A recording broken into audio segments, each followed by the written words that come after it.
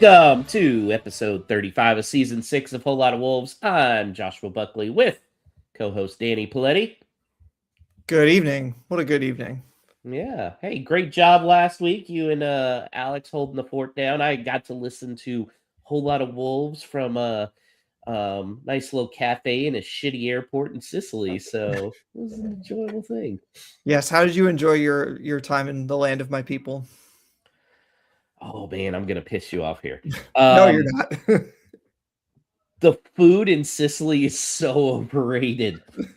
Oh my god. Number one, and I had to number one go to Chat GPT and then talk to some because half of our office is based in Malta. Like when you order food or when you go to a restaurant, just expect to be there for 4 hours. Oh, And yeah. it's not like you get all the food early and then you're just chatting. No. You don't even get your first little appetizer for 30 minutes. It's like 3 hours in before you're actually getting the pizza. And it was like, all right, well, I'm full on this other stuff. Like, what are you guys doing? It's ridiculous. You're supposed to have had 3 glasses of wine by that point. Yeah. Well, the other thing is the water was out in all of Syracuse when we went there. And so yeah, you didn't want to drink wine because that meant you had to go use the restroom, and he did not want to use the restroom at that point. The best thing I went to, I deviated from the group because they were going on some 6-mile long scavenger hunt, and my hips weren't gonna handle that. So I went to this shady little sandwich place in a back alley in Syracuse. And that was like the best sandwich I'd ever had. It was incredible. It was 8.50 euros. And then I saw 2 Italian garbage men almost get into a fist fight over a bag being open. And I was like, okay, I feel like I got the better end of the deal of everybody. Oh, yeah. That's the Italy we know and love. Yeah. But Danny, you better watch out. You are not the only one that can do spreadsheets. I was named our company's spreadsheet sorcerer. So if there is something that Whole Lot of Wolves does well, we know how to do a fucking spreadsheet. Yeah, that's right. We're really holding the standards extremely high for spreadsheets. Yeah, well, it's better than the standards Wolves players are setting this year, which continue to be disastrous. But before we get into that draw, whatever, who cares at this point? This is season over. Danny, there was some good news, and that is the Wolves women are moving on up. Moving up, finally, after God knows how many years. Yep, a 1-0 win against Plymouth Argyle. They are headed to the tier 2 of women's football. Hey, Wolves paid to actually get it done this time too. What do you know? That's right. Well, luckily Nathan Shee was already in place by that point, so who knows what would have happened if Jeff Shee had still been there. Oh, can you imagine if Jeff didn't pay that fee again? Jeff was an Excel magician. No, I don't think he was. He's not an expert at that. I'm no expert, but I don't know how to do a lookup table. So, Danny, tell me about what that match meant for the women's players and the club as a whole. Yeah, I mean, it's been, like I said, it's been many years coming. I mean, I don't know. I'll probably underestimate no matter what I say because Wolves women goes back obviously a lot further than a lot of people know, but the entire time that I've been following them, which is, more or less around the time that Wolves gained promotion, although, probably took me a while to be able to find their streams and whatnot. But obviously the big thing was during COVID when they started to actually put those things online because everybody was at home. That's when I really started to follow. And since then, got deferred promotion a couple different times because of COVID ending their season early. And then eventually got kind of given promotion. Sort of, they were had been clear at the top of their table for a couple seasons that, they didn't get to go up. So they got up eventually to tier 3. And then basically ever since then, they've been right at the top and always pipped to the top spot by a team that's been full pro. Except for, of course, in the 21-22 season when they won, but at the time there was not automatic promotion. They had to play Southampton from the Southern Division, which they lost. I think that was also 1-0. Yeah, and then obviously a couple times full pro teams went ahead of them, including Newcastle and Burnley. Or I guess Burnley was just this year, but Forest previous year. And this year they've introduced that the second place teams in the North and South will play each other in the playoff, and that's where they found themselves this year. And it was an extremely nervy game. But yeah, I mean, to your question, a lot of those players have been there for at least this whole time, sort of pushing through tier 3. Some of them have been there for an extremely long time, for most of their semi-professional or non-professional footballing lives. Katie Johnson, who's a defender, has been at the club since she was 8 years old. So this has been a long-term project, and it's the highest that Wolves women have ever been. It's a huge deal. I mean, made a big deal about the funding last year, but this next year, I mean, it's like going in the men's from the National League to League Two. This means fully professional, and it means certain standards have to be kept at the club, because they're now part of, for better or worse, a media product like the Premier League. That's Barclays, the Women's Super League, WSL 1 and 2, and that comes with it, certain requirements for funding and support, which are making their way down the pyramid, but not fast enough as we have seen. So it's a huge step to the club, and huge credit to Dan McNamara and the girls for getting it over the line. So that was going to be my question. Do the ladies, are they going to have to negotiate new full-time contracts with the club, or do you think the contracts they have get converted over? How do you think that's going to work? Yeah, I certainly don't know, and I will point people to, of course, the Wolves Women Pod, who will have all your answers. But I think even at this point, they are not going to know fully. I mean, a bunch of these players who are not already professional, there are 3 professional players at the club currently, but the ones who aren't, have day jobs, and it is not a guarantee that someone wants to drop their day job, if you're a school teacher or whatever, and say, I'm going to be a professional footballer now. Many of them will. Some of them are players who used to be in tier 2 and have dropped down to play with Wolves women. So presumably a lot of those will want to go back to being professional. But I think that is not something that's going to be answered until the summer, and they're just enjoying it right now, as well they should. But it is going to be a mix. There are going to be players who have been waiting for this moment for a very long time and are going to use this as a platform to push on. And there are going to be players who, this will have been the sort of capstone to their time at Wolves Women. You mentioned Wolves Women Pod. They asked a no stupid question: how hungover will the Wolves Women players be? I'm going to guess some of them at least vary. Have, of course, the photograph of them hoisting the trophy. You might be able to see some champagne already covering them, as is the tradition. I'd also like to point up one of my favorite little stills from one of the videos they put up, which is shortly after. You just see so many emotions in the faces here, joy, being overwhelmed with emotion, but most of all, Lily Simpkin on the left, who has just realized that she's poured about a quarter of a bottle of the champagne on herself. So I'm sure that the celebrations they might just be winding down now our time, but yeah, I know, of course today was a bank holiday over there, so It was. most people were off. Obviously the stadium had, I think, around 3,000 people in it, so big celebrations all over. That's great. And good job by the fans that went there to support the women as well.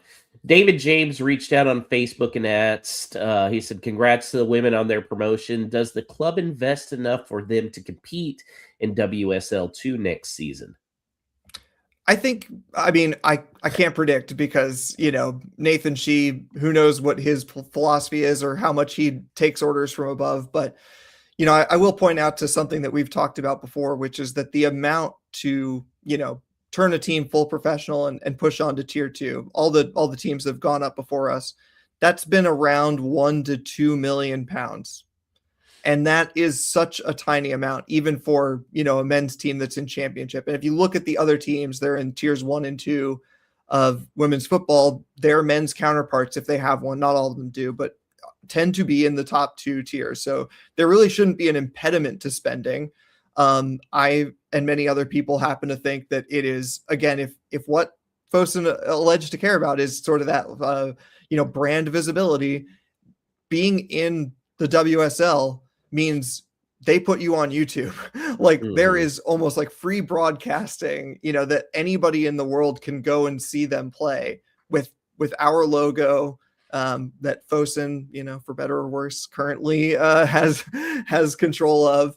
But these are things that they should care about and should invest in, whether or not they believe in women's sports the way that people like I do. But like, they don't have to believe. They just have to believe in the return.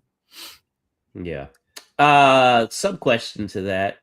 How would Dan McNamara do as the men's manager? I always feel like we hear this a lot in college basketball because there's, several men's coaches that coach women's basketball, or even women, how they would do coaching men.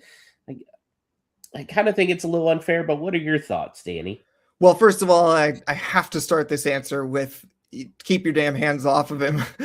He's been too good for too long with the women's team. And as long as he wants to stay there and keep pushing, that's where I want him to be. But I kind of feel, I think you implied the way that you do that, they are slightly disjoint skills. It doesn't mean that they're not transferable. Yeah. We've seen people move from one to the other, but I do think that first of all, it's just a different game, the way that it's played. Men's and women's basketball, men's and women's soccer, tactically, they work differently. But there's also interpersonal things about relating to your players. And, I'm not saying that a person who has spent their whole life coaching women's sports can't figure that out for men's sports, and does. In fact, many people do both, at lower levels, they will coach men's and women's. So it's not like crazy. But I think in terms of like the top level professional, that's why you don't see people jumping over, is because there's enough of a difference tactically and just in the way that you work as a team, that you're not just going to say like, oh, well, I'm great at this and I'm going to jump over to that. And we see that actually in the US with soccer, where we'll see someone who is like a decent like player even and coach, then like switch over. It's like, it's almost insulting that they'll just be like, oh, well, this is a good starter job to like be the head coach at the NWSL. And it's like, no, these are like fully international players who are playing at the top level of their game. And we're getting like some guy who rode the bench in, for the men's World Cup back in 2006 or something to coach them. Like it's just an insult. Yeah. And I mean, I guess the best comparison would be, and we'll talk about Rob Edwards a little bit later, but it's like, oh, well, he's good in the championship, so that means he can be great in the Premier League, right? Yeah. Oh, well, he's great in the women's league, so that means he can coach the men's league, right? And I agree. Not saying he can't do it. He very well could be the next Nuno if we gave him a chance, but I think that would be unfair to him. And it's not all about level. Sometimes it's just about it's a different animal altogether. All right. Well, I know we've been going on this for a while, so I want to do my little show and tell. I did some clips from the game. Please don't demonetize. Well, we're not monetized. Please don't sue us, Barclays or WSL or whatever. These are short clips, so we should get by we'll take all free our use that we make, Danny. So let's see that winning goal that got Wolves women to tier 2. Passing towards Hughes. Hughes is putting pressure on Cole. Cole's passes awkward, and now Greengrass goes for goal! Charlotte Greengrass. When playing out of the back goes wrong, baby. Yeah, and what's funny is that Charlotte had 2 amazing chances earlier. She had a completely free header in the box, I think from a free kick, and just put it right at the goalkeeper. And then she had another one. Stu in one of our group chats said, very Tolu-esque, in that she just had way too much time. She sort of break away and it was one-on-one with the keeper. She gets it around the keeper, but hits the inside of the post. So she was getting close, but it was it's not Tolu-esque if she actually hit the post. Okay, yeah, I guess it's would be a little bit better, a little bit better aim than Tolu, but yeah, it was just felt like it wasn't going to happen. And then that moment, it could have been nerves. It's a big game, and the one that she scores is the one she didn't have any time to think about. All right, real quick, let's look at the final whistle. After, as you can imagine, 15 or 20 minutes of sitting around hoping not to get scored on it, and Alex Brooks in goal, who is actually the player of the match, making tons of amazing saves. She has. And they have done it. He has done it. After the heartbreak, the devastation of last season, of how last season went. It is one thing to be punished when you're poor. To be punished when you're brilliant is another. But they have rebounded. They have rebuilt. And Wolverhampton Wanderers will be in the Barclays Women's Super League 2 next season. They will go professional. The fact that McNamara stayed. I mean, that was a surprise when he did after what Jeff did him. He did him dirty last year. It was definitely not a sure thing. I know, Wolves put out that kind of first part of a little documentary. I'm not sure if there's going to be more to that, but anyway, it was just to lead up to it. And in it, he says, quite frankly, didn't know that he was going to come back. And I know that things were very tense behind the scenes, but him and some of the senior players really pulled the group back together to embark on this amazing season. All right, last one, trophy lift. Obviously have to do it. And before we do, I've got another shot, this time in happiness. So yes, Todd, this is Malort, not sake or soju. So. Ooh. But this is a Malort in celebration. It's a different kind of Malort, if such a thing can be. And Anna Morford will walk to her side, to her promoted team. They got there in the end. Last season's heartbreak, this season's rise. It is a remarkable story of not just footballing talent, but of complete resilience as well. Yeah. I'd have a drink with you, but of course I always get sick when I travel, so I came back with a head cold. Yeah, special time, and obviously I had to then immediately run to work, and it was like an insanely busy day. So such a weird time to watch a promotion game at 8 a.m. for me, but there it is. On a Monday. Yeah. Well, congrats to them. So that was a little bit of good news because, the Saturday game pretty much sucked again. I mean... Oh, right. Yeah. Hold on. I had one more bit, which is that was great. Wonderful episode. Everyone come back next week.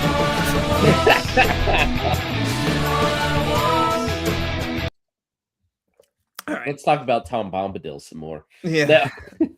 Anything but this one game. Yeah, so Wolves Saturday, 1-1 draw. Not as good as that sounds because they couldn't even beat a 10-man Sunderland team who was down to 10 men for 70 minutes. But you know what, Danny? After that game, I was like, thank God there's only like one game left. And then I looked and I was like, motherfucker, there's 3 games left. That's right. Well, I mean, what do we even say at this point? I feel like a horse. We'll go to the Kentucky Derby. I feel like one of those horses that broke its leg short of the finish line. Like, just shoot me and put me out of my misery at this point. Yeah, I don't know. I mean, I don't know what more can be said about this game. It's funny. We were talking in the green room before, it's a draw that somehow, like, I have to keep reminding myself that we got a point out of this. Yeah, I know, right? The point is irrelevant. It's, and it feels so demoralizing seeing the team struggle like this, and also so many kind of like unanswered questions when it comes to Rob and almost like 99% of the players. Yeah. I've been a big Arokadari truther. I'm not feeling it now. I'm not. That was a rough look. Like the one where he cleared it 15 yards away when he should have been heading it, and then had a few that just flubbed. Another one he headed like right into the ground. I don't know, man. I keep looking at this team, and it's like I don't know why we're all worried. Like, oh, we may lose this guy and this guy. It's kind of like good at this point. Like some of them may have talent, some of them may have success elsewhere. It's not going to happen here, and I don't necessarily want to watch them because I'm kind of seeing their heart or lack thereof. Yeah, I mean, I saw someone after the game pull up his, his stats from the Belgian league, and although he got the Golden Boot, obviously, he had tons and tons of shots. So, fairly low conversion rate, which is not like the end of the world. I think they're like good-ish strikers in the Premier League who have low conversion rates per se, but like we knew that we were putting him into a team that already struggled to create chances, and then we took out Cunha and Aït-Nouri also. So it's just like, we have not been a team that has created tons of chances basically the entire time that Wolves have been in the Premier League. And so it should have been a red flag to anyone involved. Although I suspect that at that point, it's not like we had, dozens of players lined up. At that point, we were sort of hitting the emergency button because JSL was about to walk out the door. Yeah, it was by far the emergency button. I mean, I don't know. I wanted to believe. I felt like his physicality, and he still might stay with us in the physicality. He'll be able to really push around center backs down there. But man, you got to put some stuff on target at some point. And it's not looking like it. Does Santi Bueno end up as our top goal scorer? Because he's only one back. Yeah, it's well within the realms of possibility. Now, anybody who is a goal back now needs to score 2 goals in 3 games, which is like basically prolific for this current Wolves squad. So I don't know. To Todd in the chat's point, he says, "Oh God, I hope so." And I would be happy for Santi to be top goal scorer. He's one of the few players who I felt has been like reasonably consistent. He hasn't, had like an obvious sort of like drop off in terms of, his application on the field. So, it's been a terrible season, but he'd be a player who I'd be, happy to be top goal scorer. Yeah, he's somebody. I feel like he's making a statement to be on his World Cup squad, and he's been playing well in a tough time. Some of these other guys having injuries. They're these World Cup guys. Krejci was injured, and then Bellegarde, Hwang, and Muller-Wolfe on the bench didn't play. I still don't know what Muller-Wolfe is. Like, just what a waste of money that was. Well, here's the thing.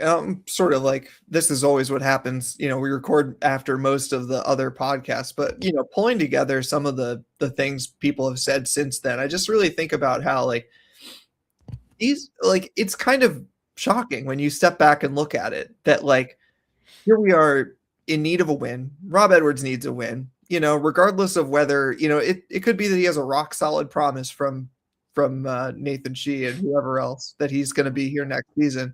But still, even if that's the case, he needs a win just to go into the summer with. And we have the players who are locked for being on their World Cup squads, maybe not playing, but Jose Sa is, probably going to be third goalkeeper there. Sometimes he gets dropped out for someone, right. But he has a good chance of being the third goalkeeper there, whatever. Krejci's the captain of Czech Republic. Bellegarde is like a talisman for them. It was a massive deal when Haiti got him, and he was a big part of them qualifying. Hwang is a mainstay at this point because Korea has not yet produced someone to really replace him. And also, I will remind people, Bellegarde has been very useful in the past.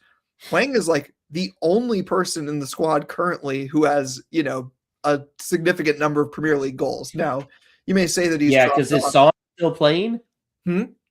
Is Son still playing this World Cup? I think this is going to be his last. But yeah, it's just in terms of players in our squad who have had patches of scoring goals at Premier League level. We don't have basically anything, and people can complain all they want to me about Wang. And as I've said, I'll kind of be happy when he leaves, so I don't have to hear the complaints as much.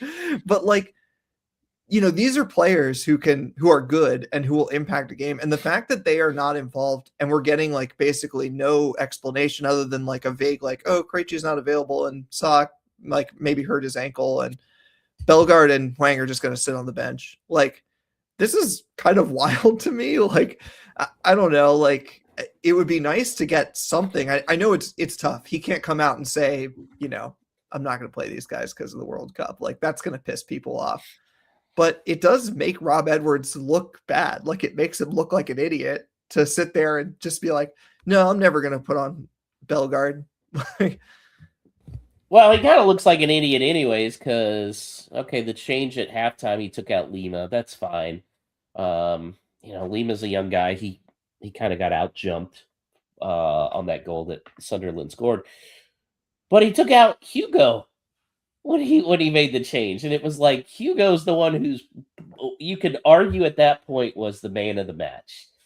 And took him out in, the 60th minute? Somewhere around there? He did say afterwards that Hugo Bueno had some kind of injury and was like nearly not going to play, but I don't know. I don't know how, like, it's one of those like things that you say after a match and not before a match. So that's kind of interesting to me just in and of itself. But yeah, I mean, I think it's all rolled into the same point, which is that like the substitutions are uninspiring because it feels like we're being handicapped and we can't play these other players who, like, whether we think they're good enough or not, they're clearly not. We're in 20th place, but like, are players who have produced something in the past, and we're kind of getting nothing right now. So Rob was booed and mocked somewhat out at full time. Heard a lot of he's a wanker. He went down the tunnel because he said he thought it wouldn't help things to be out there. I know you are still a Rob Edwards guy in. Is there anything that can change your mind on that? I mean, I think like a lot of people, I am having my mind change day by day, just because the longer it goes with this kind of fan sentiment, the less tenable I think his position is.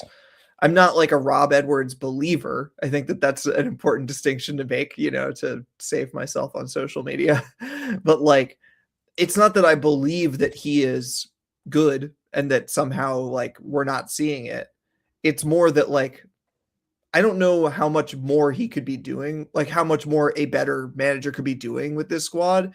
If it is the case that there's at least 4 players who are like fully checked out because of the World Cup, maybe some non-zero number who are checked out because of a future move that they're trying to get, and then a handful of other players who are either children or truly not good enough, and so like, is this half of a season really anything to go on? Now, I say all that, and at the same time, I will recognize that like you can't fully disregard fan sentiment, and I think that Nathan Shee has been brought in to, in theory, galvanize support and to get Wolves promoted at the first point of asking. Whether or not that's, likely to happen or not, I think that's his remit. And if fans are really not on board with Rob Edwards, then it's hard to imagine him staying in place because it's counterproductive to their point. Now, I don't know. It's hard to say because I think that you could see it both ways, that it is like also counterproductive to be changing a manager when this rebuild is, in my opinion, like it would be borderline miraculous for us to rebuild this squad and get automatic promotion next season. Mm-hmm. So you mentioned something interesting. We were talking very briefly before the show, and he said, well, yeah, I mean, look, he was brought in for the championship. I think everybody knows that.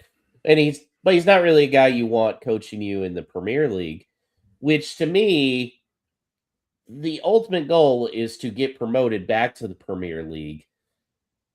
But you already don't have faith in him in a Premier League manager. So in that case, I'd rather just get a guy like we had with Nuno, who took him in the championship, got him promoted, and was there for a couple years. That to me is the consistency, because what he gets us back, gets a second place finish, let's say, gets us back in the Premier League again, and then he shits the bed.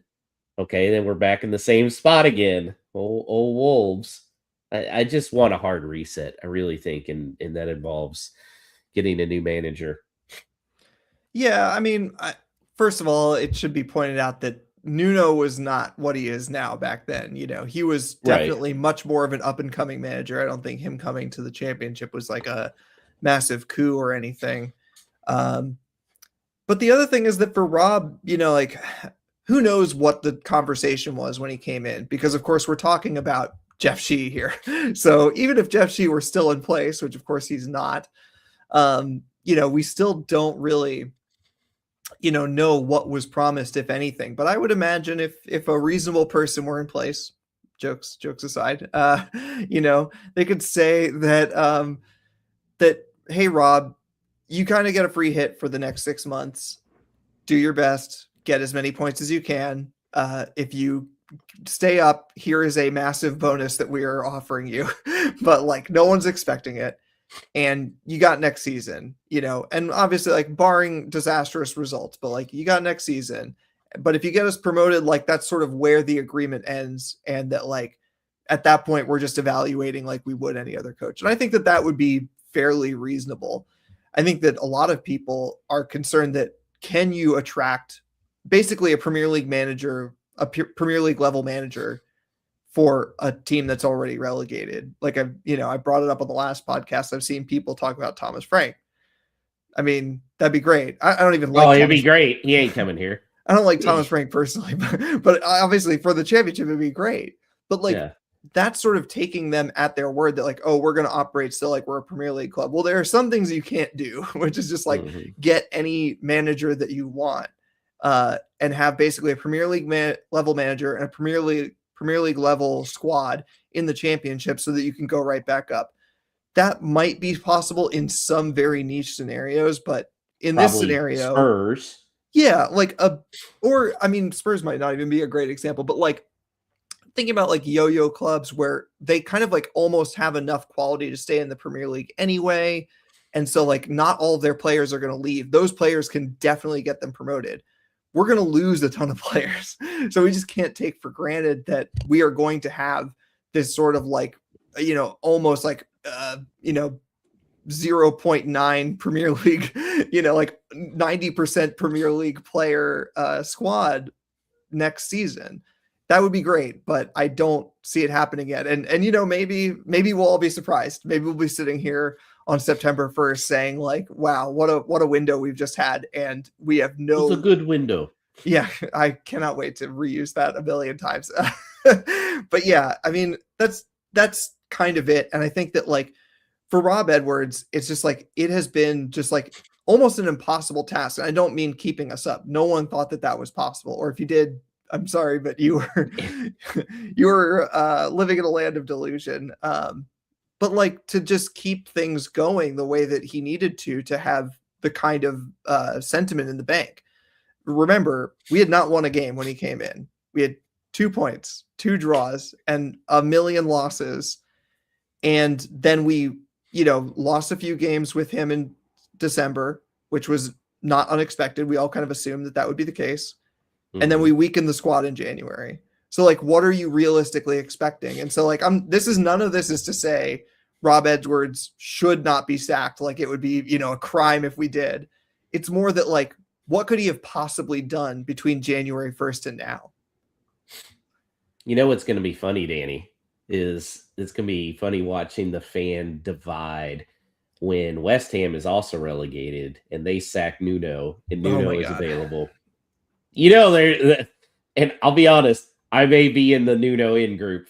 I may jump on that. I'm not endorsing this. Like, I think it would be a smart idea in terms of getting promoted.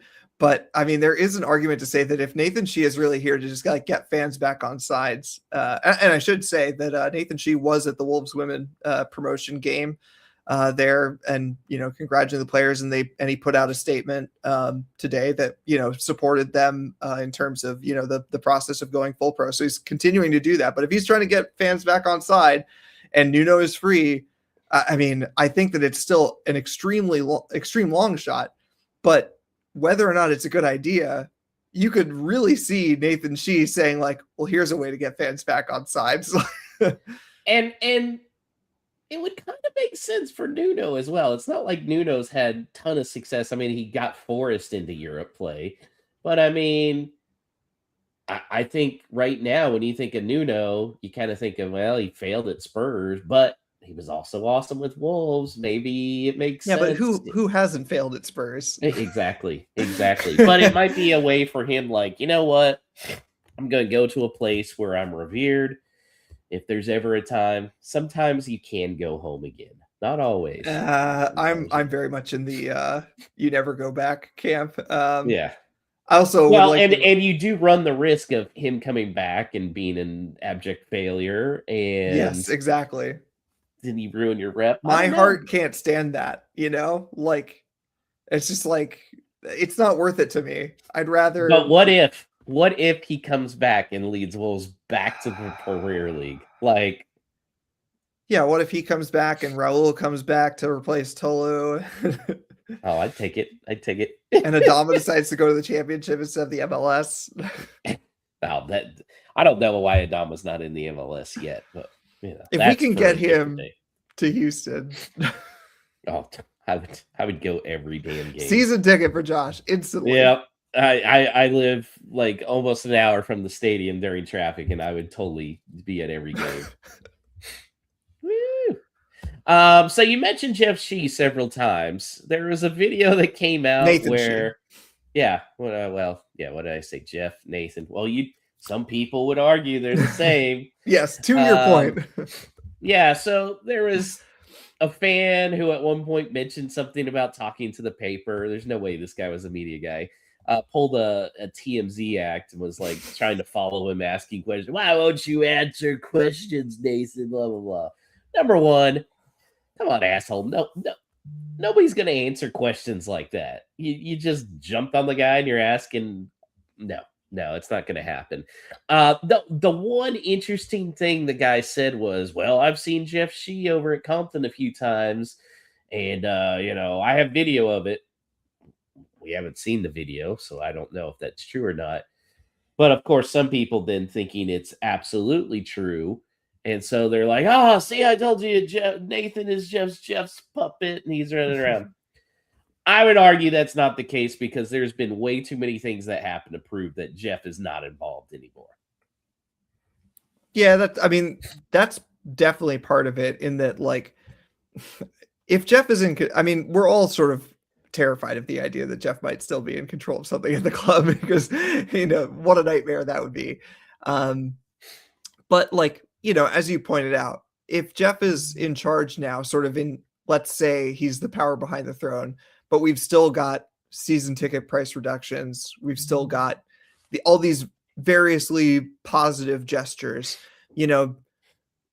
like, what is the point then of Jeff? Like, if Jeff is the power behind the throne and, they still haven't lowered season ticket price or whatever, then like, I'm listening.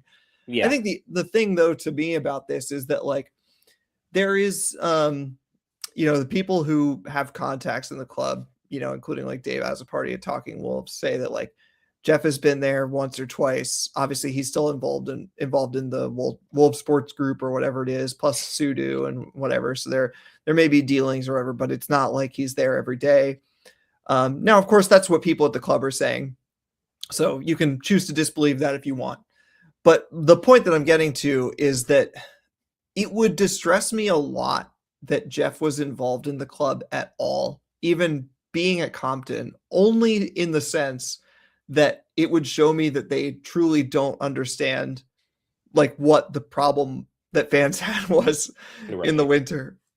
I think that like the positive signs that we have seen, you can sort of take as positive only because you think like, okay, they have understood what the sort of like problem fans had with what was going on. Right. communication, bad sporting decisions based on like, Jeff's relationship with George Mendes, which is Well, not to look, say he's that no expert, Danny. You gotta give him a break. He's no expert. exactly. Which is to say, like, not that we should have like no relationship with Mendes. Anyway, that's a different point. But the point is that, like, if they don't understand that Jeff Shee being basically radioactive to this fan base, then that worries me more, because they need to they need to be clear-eyed going into this summer and this season. I've said before, I think like this is the stakes on this transfer window are so ridiculously high, and I hope that they understand that. And if they're still like pussyfooting around with Jeff being involved in the club, then I have extreme concerns, not so much because I think Jeff is going to do something that he's going to like influence like one particular decision. It would show me that they truly don't understand like what needs to be fixed at the club. And that would be like several steps back. So it doesn't mean that like, that I'm not like concerned, but like, I need to see serious evidence that he is like actually involved in the running of the club, which I have not seen yet. But it's more about the optics, which are bad to say the least. Did you take anything from that video of like, oh, Nathan should have answered, those are easy questions, is what people were saying? I mean, no. Like, yeah. It's just like I sympathize. I think all fans want answers. This has been what's so tough about this half of the season, or I mean, ever since like October, basically, when we were like fairly certain we were going down, which is that there's kind of nothing else to talk about except for next season. What are we going to do in the summer and what's going to happen next season? And so like, I sympathize extremely. Like I would love for this season to be over and for us to be talking about, the transfer moves and whatnot. And so like, I think that that's what people are grasping out for, is like, what is the governance? What is the decision making? And is Jeff Shee a part of that? Is sort of like an offshoot or a footnote to that. And I think like, yeah, I do not worry about it particularly in that regard. And so I don't think like, that Nathan Shee needs to be somehow like on sort of PR at all moments that he is around Molyneux. Although, Alex immediately pointed out he's a sports media guy. You are a sports media guy. We know plenty of sports media people, and just like how crazy it is for a fan to have like that kind of access to someone that high up in a club. Yeah. Well, and you can just imagine, look, I don't know who filmed it or anything. There may be people do. In my mind, I'm imagining some pot-bellied, British Wolves guy with, his Wolves kit that's one size too small. What do you got to say about this? I'm like, how would you like it with a phone stuffed in your face by, like I said, it's somebody that is acting like a TMZ reporter? There is an interesting cultural element here. Not that these things aren't totally interchangeable. I think that you could imagine this in Britain, but like when I saw that video, I thought like, this guy seems like quite sober. Like he went out to go do this and like to film this and to try to get answers maybe, but definitely content. Like, like that's fine. But like, he seemed like he was kind of going at it in that sort of like clear-eyed way. And the American equivalent, I would imagine, is like an extremely drunk fan, a fan who like, if you showed him the video would like not remember it and just be like, kind of like asking these questions in that sort of like weird, drunk, persistent way. Yeah. Which obviously like, then you could like sort of brush it off much more easily. Yeah. And a 90% chance, I'm sorry, Chris Fisher, that they would either be a Philadelphia or a New York fan. Well, that goes without saying. Yeah. Yeah, I'm not too worried about it. There will be a fan forum next Tuesday night after the Brighton game, so that should be interesting. Hopefully, there's some good questions in there. Yeah, so Nathan Shee, Matt Jackson, and Rob Edwards are going to be there. We have to imagine that Rob Edwards probably ducks out of that if we lose at Brighton, right?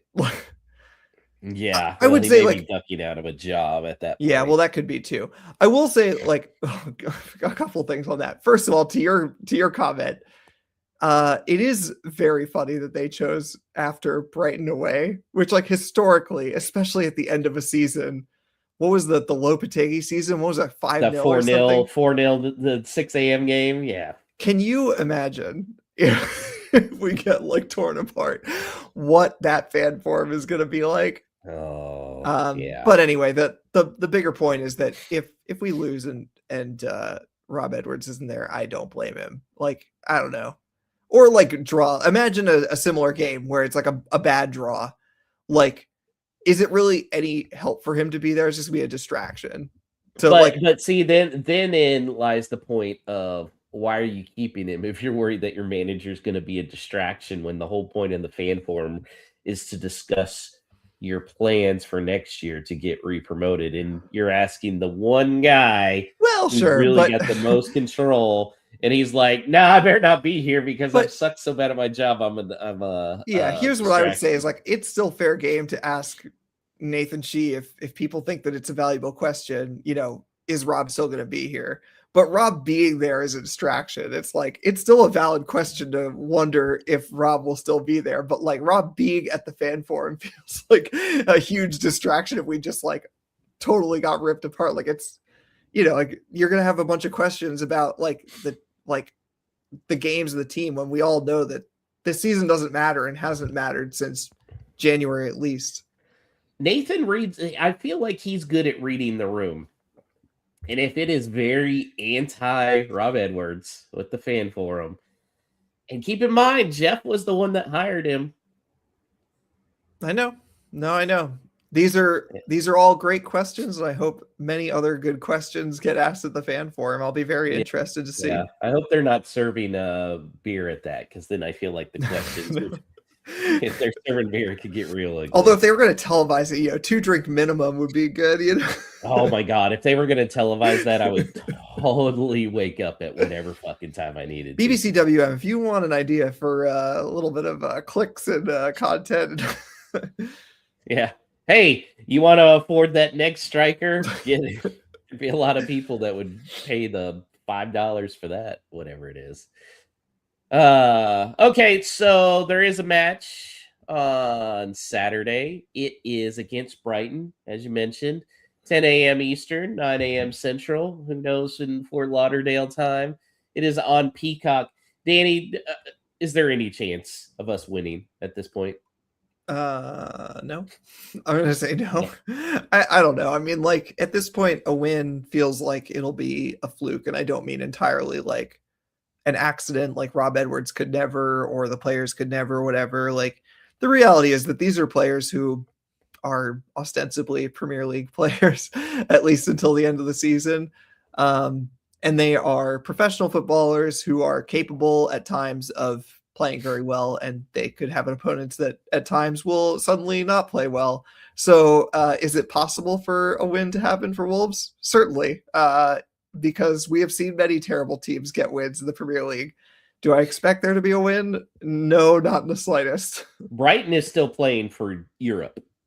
There Wolves could be are playing 10 European spots. This is like the worst season to be the worst team in the league and trying to just eke out a win, because like every team that you think, like you look on the schedule, like, oh, we're playing Sunderland, oh, we're playing Fulham, like they have nothing to play for at this point, like they're going to give up.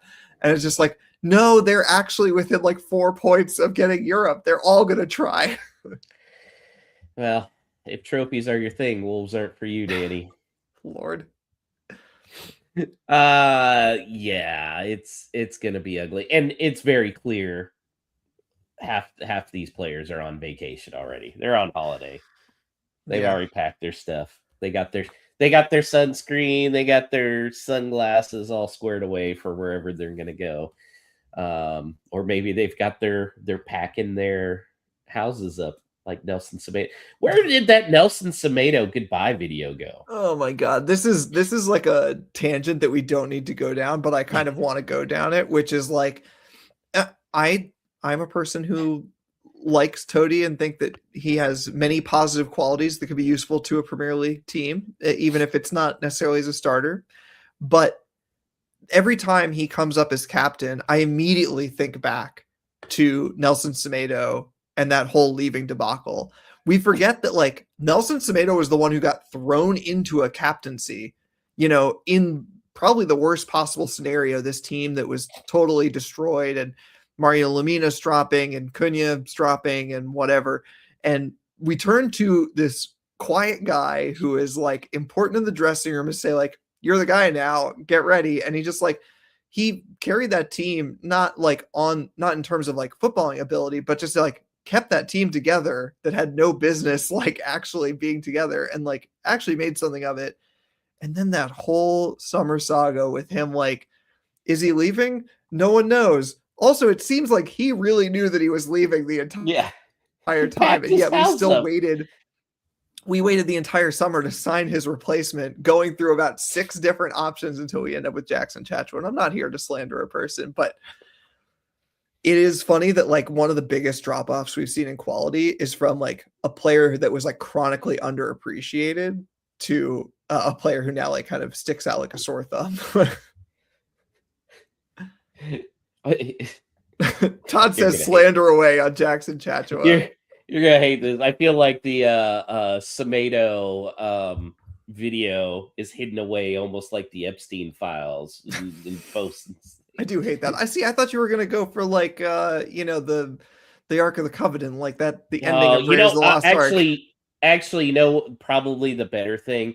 It's like the Event Horizon director's cut. Did you ever watch Event Horizon?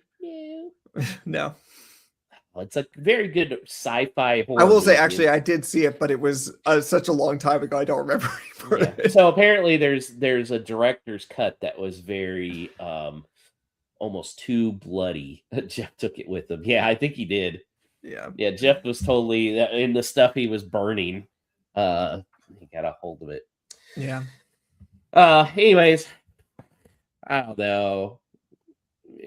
I guess. Does any lineup change? Anybody you'd like to see Lima again? I don't know if he's given another chance just because I don't know if Rob knows what he's doing.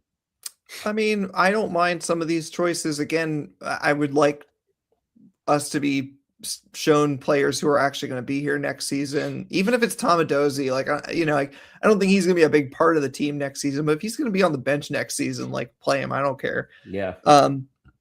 I don't mind. I also don't mind Rob keeping it tight. Playing 3 at the back and keeping it tight. Obviously, like the goal that was scored against us in Sunderland, like we were under pressure for a long time. So it could have come from anywhere, but that was like a missed assignment from Pedro Lima and whatever you have to do to keep it tight. But then like, if you need to go to a back 4 at the end, just go to a back 4, just like do what you got to do. And for God's sakes, if you can't play Hwang or Bellegarde, just tell us so that we're not sitting there thinking like, wow, there's players in here who have scored Premier League goals. It would be nice if they were on the field to do it. I just don't understand. Now's the perfect opportunity to at least be showing the fans that, hey, I'm trying something new. Let me see what these guys can do. Instead, it's throwing them in the same crap over and over and over.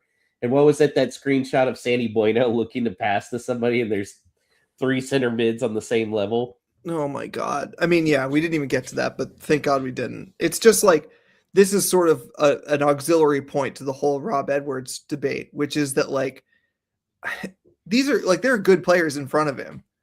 And it's not like, I wouldn't say like, oh, João Gomez isn't trying, but he's not trying, it's like, his eyes are on something else at the moment. And that's the result, is that like Santi Bueno, who is like a okay-ish Premier League player, has no one to give it to. And then eventually just, lumps it forward. And it's just like, yeah. And lumps it forward to a bunch of small forwards. Yes, we had Tolu on, but it's just like, we become so predictable. The term Sunday League gets thrown around a lot these days, but it is very much like kind of that feeling of like, I don't really have anything going on here. Let's just like get the ball as close to the goal as we can.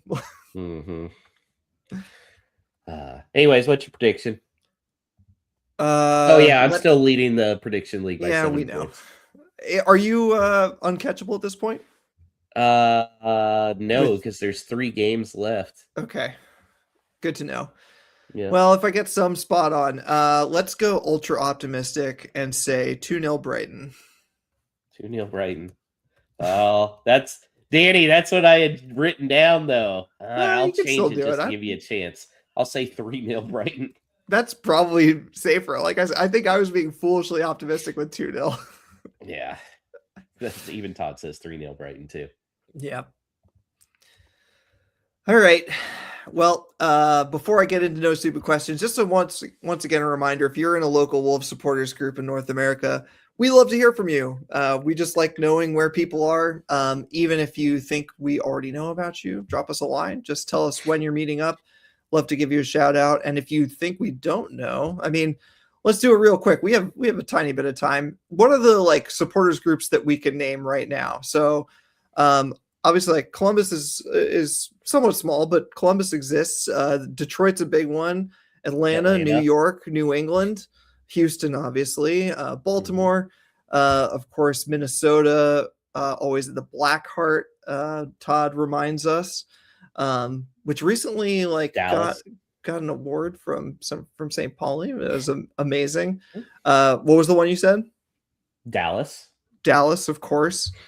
LA Wolves is a thing. I think there's one in San Diego.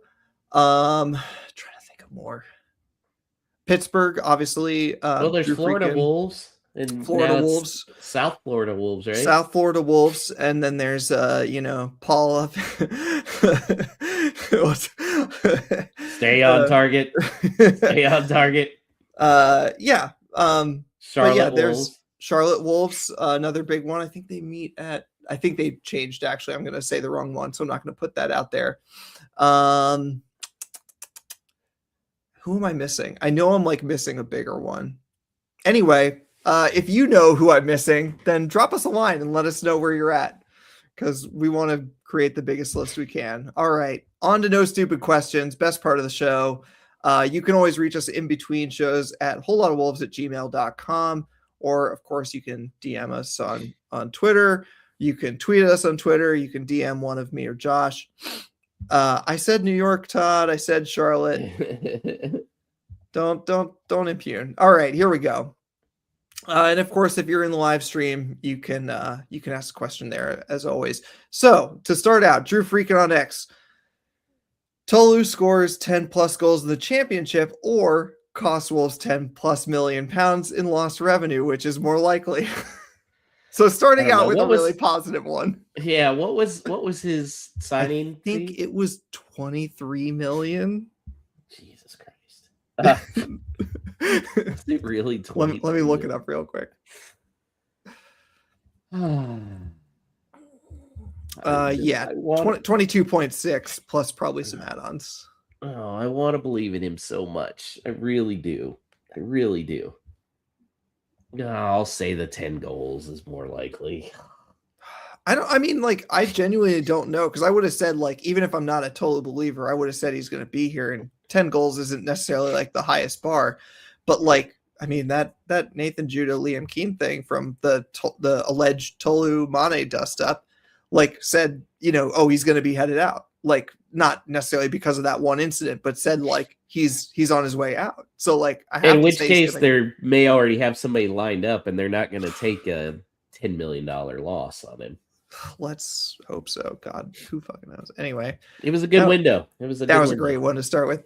All right, and Drew Freakin also asked if Gary O'Neill had gotten Agbadou after losing Kilman, or was supported in January the previous year, and didn't have to rely on Chiwomi and Fraser against Coventry. Is he still Wolves manager, and are they in 20th this year? If ifs and buts were candy and nuts, we'd all have a wonderful Christmas, man. Yeah, this is an interesting question. In part, I saw a similar thing on Twitter earlier. Maybe Drew saw the same thing, which is that you could see it. I know Vitor is doing great at Forest right now. Who knows how long that's going to last? But he hasn't had a transfer window yet to muck things up. But the point was that we basically fixed the transfer mistakes in that winter after we fired Gary O'Neill, and he was a manager who seemed to actually want to change the way that we played. So would we have gotten a similar slate of results as Vitor if we had just given Gary O'Neill that January to fix things. And then would we, still be in the same problem now? I tend to believe that like the systemic problems are still going to be there. So we're still going to be in a similar situation now. And I love how we're talking about Agbadou as like, oh, the good old days. And he's already gone. Remember, he was with this squad at the beginning of this season when they were dog crap. Yeah. Yeah. I mean, I think that's kind of the point of that sort of like the systemic problems is that like, well, are we still selling Cunha and Aït-Nouri and replacing them with Arias and Fer Lopez, who are both gone now?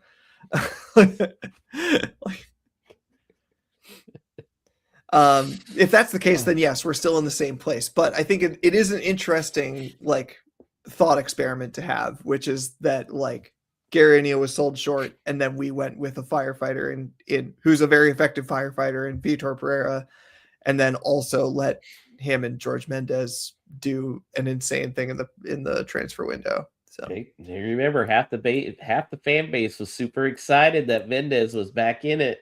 Look at what he brought us, Neves. He brought us Neves. Well, just wait for the summer when there are news stories about Mendes being back involved, and you see other people still be excited about it. Yeah, they will be. All right. Well, we got a pair of questions from Facebook. First, Tommy Taylor says, if you could take part in the BBCWM fan forum next week, what would you ask? And I would ask Nathan if Guo cares so much about the club, how has he allowed us to sleepwalk into relegation? We all saw this coming. Instead of firing Jeff, he promoted him, gives him a pay rise, and sounds like he's also freely visiting Compton. So you can see that Tommy has seen some of the same stuff on social media that we have. But the question is, what question would you ask at the fan forum? And I guess furthermore, like what hope do we really have of change? I think the biggest thing would be if we can get back to the Premier League, are you guys going to revert back to the same strategy, or are you going to handle it differently as far as like, hey, let's keep our talent this time? Yeah, I think that's astute. And I obviously we don't have a chance to go. Be nice, but unless we want to buy a plane ticket to just go to a fans forum. But I think I'd show up in my cowboy hat. No, Lord. Yeah, you're gonna get more hate than Nathan if you end up getting one of the questions.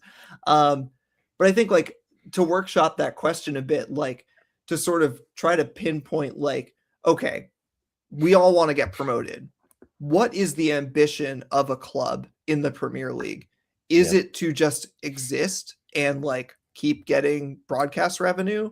And the tricky thing is to phrase that question in such a way that there's not an easy like, oh yeah, we want to finish as high as we can, and if we get Europe, then that's great, because like that's the easy answer. But it's like, right. But realistically speaking, what is the philosophy of like professional sports? Like, do you want to win or not? You say that's the easy answer, and yet Jeff gave the exact opposite answer. I mean, this is why Nathan Shee's doing so well, maybe, is because Jeff Shee set the bar so low for him. The easy answer is, yeah, we'd like to win and would hopefully make the Europe, instead of going, winning's for you. Oh, it's so absurd.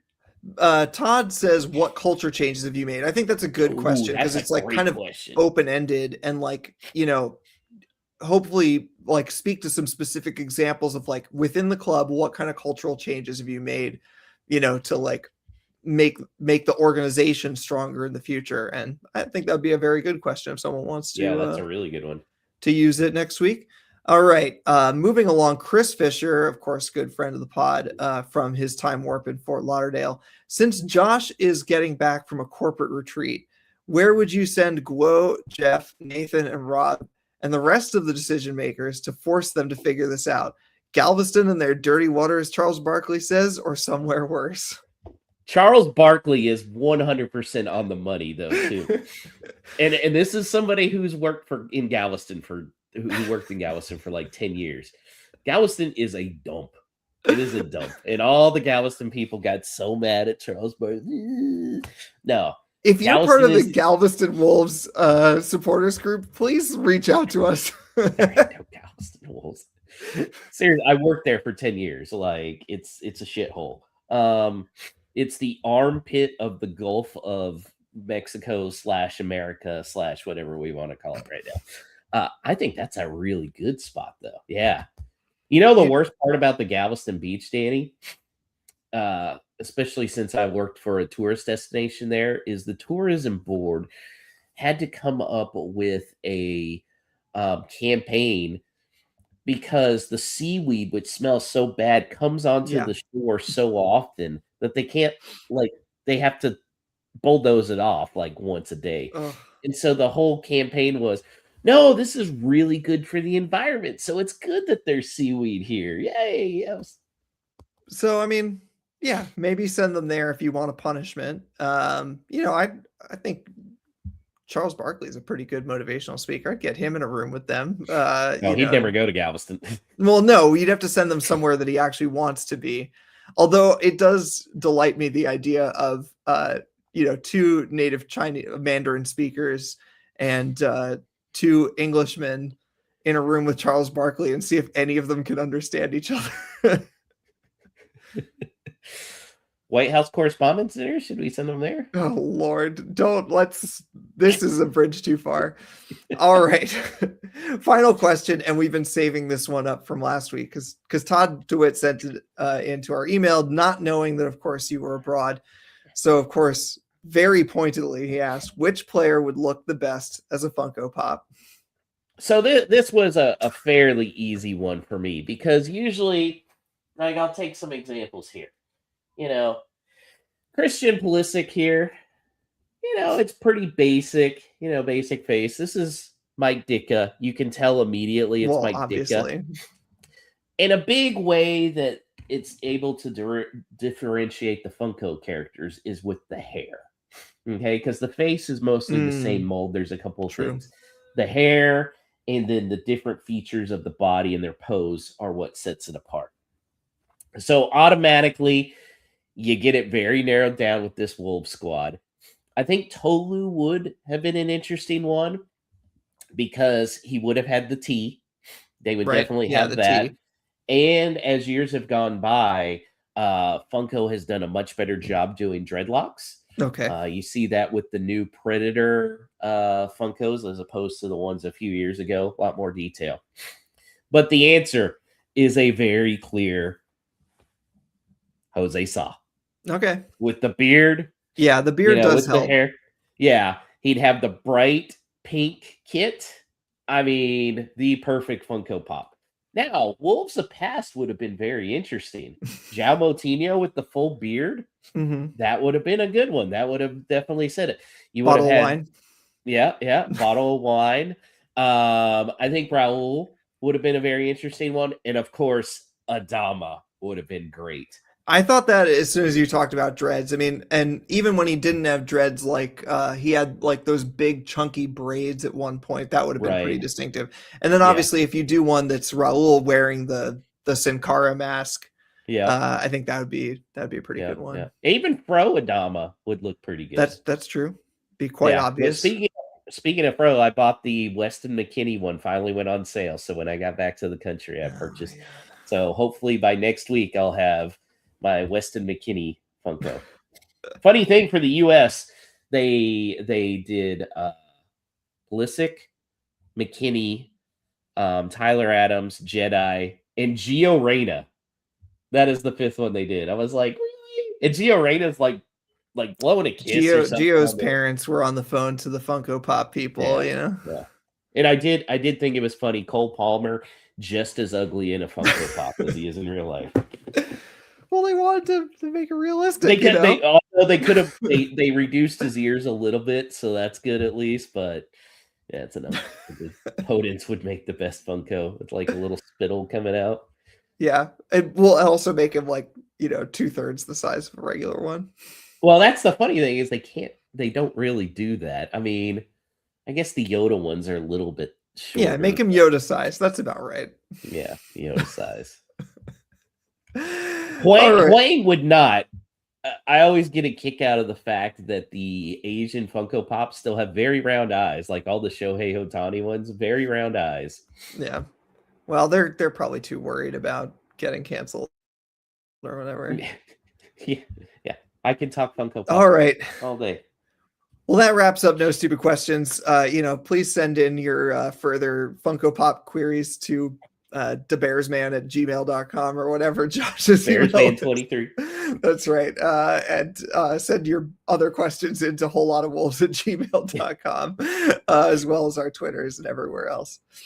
All right, Josh, what are you watching? What did you watch when you were out in Italy? I remember you had several movies queued up. You watched so my tablet was giving me some issues, so I had to watch a bunch of stuff on the plane, none of which is actually on Paramount Plus. But if you are looking for a good movie on Paramount Plus, Top Gun Maverick is on there now. Both Top Guns. Top Gun Maverick was way better than it had any right being. And plus, with it being May the 4th, Top Gun Maverick is basically the run to destroy the Death Star. Okay, you've seen that, right? Seen what? Oh, Top Gun Maverick. No, it's Josh. It is blatant military-industrial complex propaganda. I love you. They literally put a fighter that didn't exist yet in it just as an advertisement. Our British listeners are not going to know at all what we're talking about. Good movie, though. It's a good movie. And yeah, they have to we have to go through this little, valley area and then fire it into this small little hole. I mean, it's the Death Star run is what it is. Yeah, well, I'm just glad that we can, celebrate military adventurism. It certainly hasn't gotten us anywhere bad in the past, and I'm sure that it will continue to do no harm in the future. $25 billion this war has cost us so far, apparently. Just a little more than Tolu. But not that far off. Probably the return of investment is about the same. Yeah, probably just about. All right. Well, before we get taken down for any number of infringements we've done today, including stealing some people's content and imputing some very powerful forces, that about wraps it up for us. Thanks to everyone out there watching live or listening. Thanks as always to Alex Bertakis producing from across the ocean. We will be back, I think next Monday. We didn't talk about it. Next Monday. To talk about the result of the Brighton game. It'll be a loss. Maybe we're going to have to think about the fans forum. Anyway, we'll talk about the fans forum at some point. Meanwhile, why not help us grow the Whole Lot of Wolves family by hitting the like button, hit subscribe, rate 5 stars, all those good things that you ought to do. And of course, a huge congratulations to Wolves women who have finally been promoted to Tier 2. I'm so excited to be able to watch you more regularly on a TV screen. It's going to be amazing. And finally, as Podfather Emeritus Paul LePage would say, up the mighty Wolves.